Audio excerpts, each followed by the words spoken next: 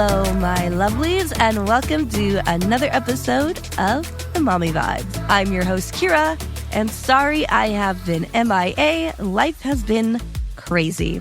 So, to all you new moms, old moms, moms in the thick of it, veteran moms, moms-to-be, and all the moms in between, grab your favorite comfort drink of choice, whether that's wine, tea, or something with caffeine, and let's have a little chat.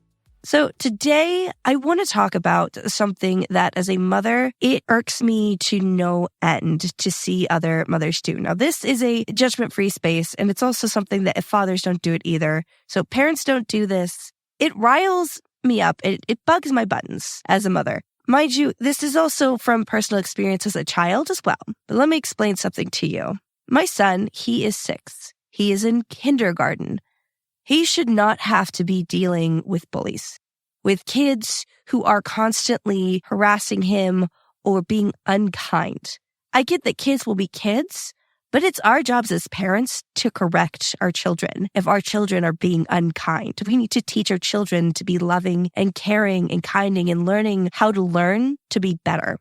I know that my son isn't perfect, and if he crosses a line or if he's being unkind or mean, I step up. I make sure I bring the hammer down because that is unacceptable in my house.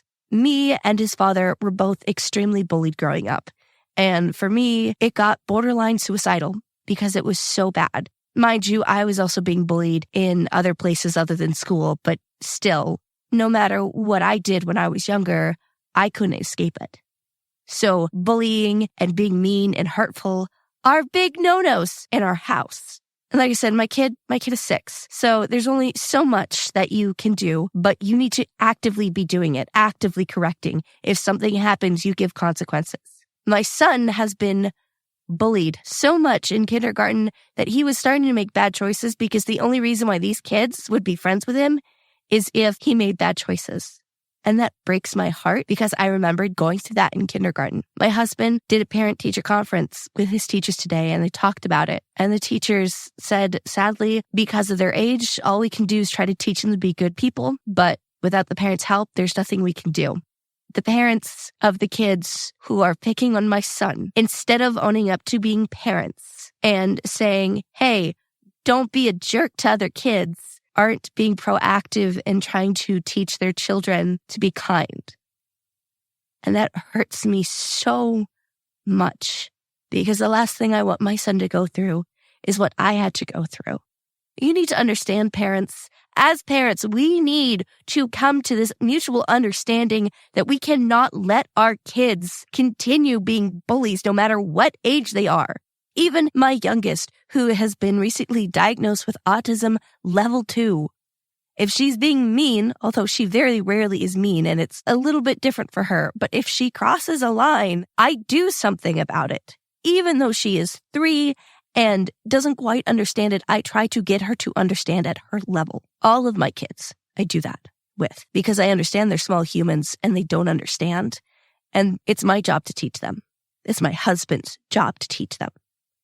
So as a parent, I plead with you to other parents, please don't let your kids be bullies. If you hear that your child is picking on someone or making someone feel bad constantly, it's one thing if it's, something happens and they lash out. That's a different conversation. But I'm meaning your kid telling other kids not to be friends with a child just because. I'm telling you about your children telling another child that unless this child decides to do X, Y, and Z, they're not going to be friends with them. Your child constantly telling other children that they're losers or they're ugly or a whole bunch of other things that my son has told me. And it breaks my heart to know that I have to say these things. It should be common sense to teach kids to be loving. That's why bullying is such a bad epidemic, is because parents don't step in. I know it's not always the parents' faults, and a parent can only do so much, and I understand that. But at least do something, and that's all I'm asking. It shouldn't be that hard to sit there and talk with your child. Start young, because if you don't start young, they're not going to change when they get older. They're not going to get better when they get older. They might, there might be a possibility that despite you not doing anything, they'll see the light through examples of other people. As someone who's been through it, who's seen people not change, It won't get better unless we do something as parents and stop it early. In the culture that we have currently, everyone is screaming and crying and yelling at each other. And it's because as children, what did we get taught? When did the parents step up and tell us to respect people? Because I don't think they did. I think we were taught to fend for ourselves for the longest time. I think that we were taught to be unkind and to protect ourselves. I think we were taught to put others down. And there's been so much trying to correct that. And then there's people who don't want to correct that. And I think that's very obvious in social media in general. Drama and scare tactics feed popularity. It feeds pipelines. It's what sells. I understand that. But as parents, we have to do better. It is our responsibility to create responsible adults who choose good, who can make their own opinions, yes, who can be independent, yes, but can also be respectful, even to those who aren't being respectful back. I think that is a great trait to teach your child. Yes, I'm Christian, so I turn the other cheek and I teach that mentality, but I don't teach it like that. I teach it in a way that makes sense to my child, that should make sense to everybody. It doesn't feel good to carry around anger. It doesn't feel nice to put other people down. And if you have to put other people down, if you have to sit there and hurt other people to feel good, then do you really feel good? Because as soon as there's nobody around that you can pick on, what do you have left? We aren't teaching that to kids. Why? Why are we not being proactive in parenting? Why are we not stepping up and putting the hammer on our children when they've crossed a line? We are the first defense to our children becoming a-holes. We are the first line of defense to our children becoming criminals, our children becoming abusive, our children becoming hateful. People, we are the first defense to keep our world to improve. If we do not teach the generations to improve, to be better, to be more loving, to be more caring, to be more thoughtful, what is this world going to turn to? I get it. Life can be hard.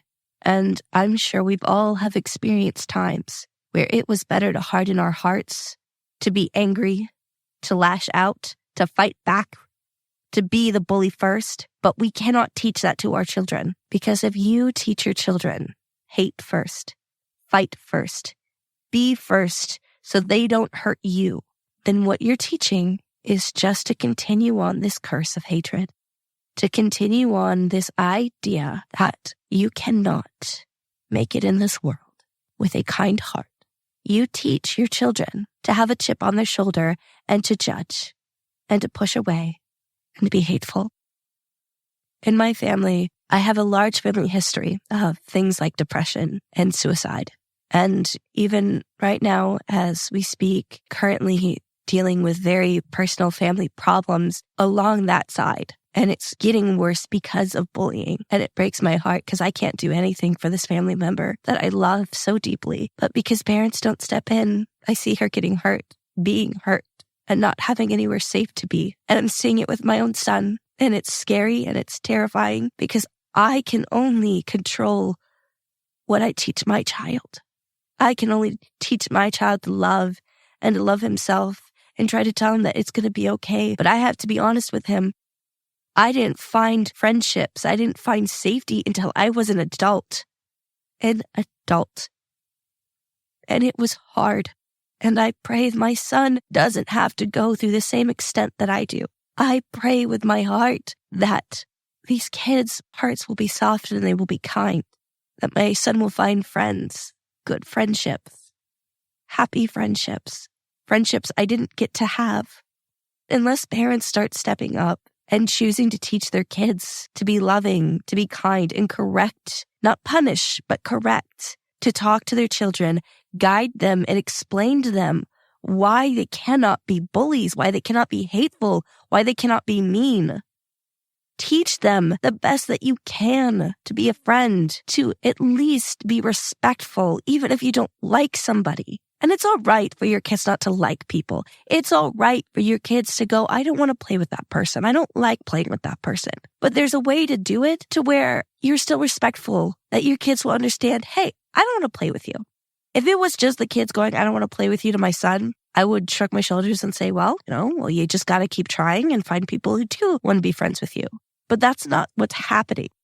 It's not just a case of kids being kids, not wanting to play with other kids. These kids are being mean and spiteful and hateful towards my son. These kids are name calling, telling other kids not to be friends with my son. That is the problem here. That is what the biggest issue is here. You are not perfect. Kids are not perfect. I'm fully aware of that. I know I've made my mistakes. You cannot let your child continue behaviors that purposefully hurt other people. Yes, teach a balance for your kid to set boundaries. Teach a balance that your kid is allowed to say no, to say, I don't like something or I don't like someone. But also teach them where that line is. Where I don't like someone goes into, I'm going to be mean and hateful towards someone because I don't like them. Where I have boundaries goes to, I'm going to make everyone else have boundaries so they don't play with you. My boundary is controlling other people. Because at that point, it's no longer a boundary. It is maliciously being hateful and spiteful. And I know you can't get too angry at children. They don't know any better. That's all they know. But you as a parent do know. You as a parent should be doing better. So I'm very angry at these parents who know that their kids are being spiteful, that the teacher lets them know about their behavior and they do nothing. And I wish I knew these parents. I wish I could go up to their face and tell them straight to their face that they're failures as parents for letting their sons and their daughters or whoever it is treat another child like that without stepping in and trying. It's one thing if you're actively trying.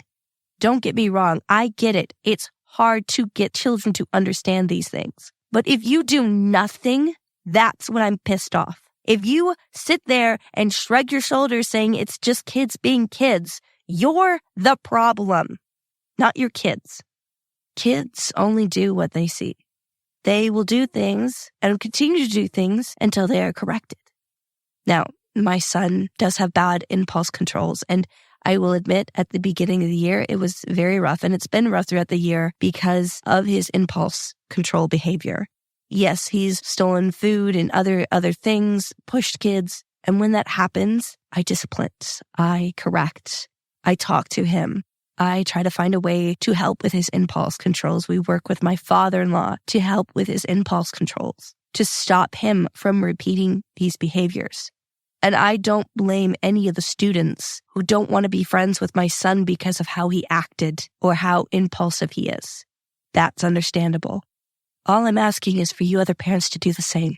Not everyone's going to get along with everyone, but just because my son has a hard time with something because he's 6 and we're doing everything we can to get him help for that, doesn't mean that your kids can ostracize him, can bully him, and give him conditions on what friendship should be. And I know my son is not the only one who's behaving poorly in class because the teacher had to write a little thing or note on this thing called Class Dojo that parents need to teach their kids respect for things and people and stuff. And my son has been doing better and making better choices. And anytime something happens, teacher lets me know and I handle it, me and my husband. And so I know it's not just my child making bad choices. And this is the thing is one thing I do teach my son is that it's not him being bad. He's making a bad choice. I try to avoid calling him being bad. I try to avoid calling other kids bad. We say they make bad choices. They made a bad choice and we're going to try and make good choices because kids don't know any better. They're not bad people. They're children. They're just making bad choices because they don't know any better or they choose to make those bad choices, but they still have time to learn, to grow. I remember growing up, bullying was so bad. It was an epidemic, but I remember the schools just tying their hands together saying, well, we can't do anything. I remember being bullied so bad in 4th grade. I had to switch classes and nobody believed me. My parents, nobody believed me how bad the bullying was until one day a lunch monitor got fed up with the kids begging to change tables because I sat down at their table. I remember distinctly what this woman looks like. I don't remember her name, but I remember she always had a Tide Pod stick and she always had her head wrapped and she had the most beautiful dark skin. It always seemed like it glowed to me. And one day she came over the table, the kids were complaining, and she grabbed my hand. And I remember she said, I am so tired of you kids doing this every single day. This needs to stop. And because she stepped in, not my parents, not anybody else's parents, not even my teacher joined in on the bullying, but that's a different story. No, this random lady who didn't have to step in, who didn't have to say anything because all she did was work in the lunchroom. She stepped in and did something, but it didn't get better just because one person did something. It helped. It still helps me to think about that one nice person growing up, but I had to go to the counselor and have constant counselor meetings. And I remember the first thing the counselor asked me was why I don't have any friends. I was in 4th grade. I was 8 or 9, somewhere between those ages. And I remember how much I felt like everything was my fault. I was already getting enough of that at home, of feeling blamed for everything. My sister would blame me for everything. And here was an adult saying it to me, asking me why I was the problem. And maybe that's not what her intent was. Maybe she was trying to figure out what was going on in the classroom, but to a 4th grader, being asked why they don't have any friends, it's devastating, embarrassing even. I remember my life just being awful to the point where I would just go along with people. But by the time I got to high school, sophomore year, I started giving up. I remember distinctly not wanting to talk to anybody anymore. I did go to 4 different high schools, but I would only actively be involved if other people involved me. Because at that point, if I wasn't wanted, I didn't want to push myself into any place that they didn't want me. I was quiet a lot. I ate alone a lot. I think senior year, it got a little bit better. I had stayed in the same school since my junior year, thankfully. So I was able to interact more, be a little more comfortable around people. They knew me. So it wasn't as hard for people to include me, but I have such a hard time remembering my childhood. All I can think about is all the negative things. I barely remember teachers or faces of kids anymore because they all just blurred together because all of them just were putting on this performance. People who were nice to me, just eventually it seemed like they turned their back and no longer want to talk to me. And I always thought it was my fault and I was the problem. I'm going to make sure my son never feels that way, but it's going to be hard. I'm fighting an uphill battle against parents who do nothing. So if you take anything away from this, it is just my plea of please fight for the kids you don't know. Fight for the children who need a friend and teach your child to be a friend, to be kind. Yes, they can set boundaries. Yes, they cannot like somebody, but teach them to be kind.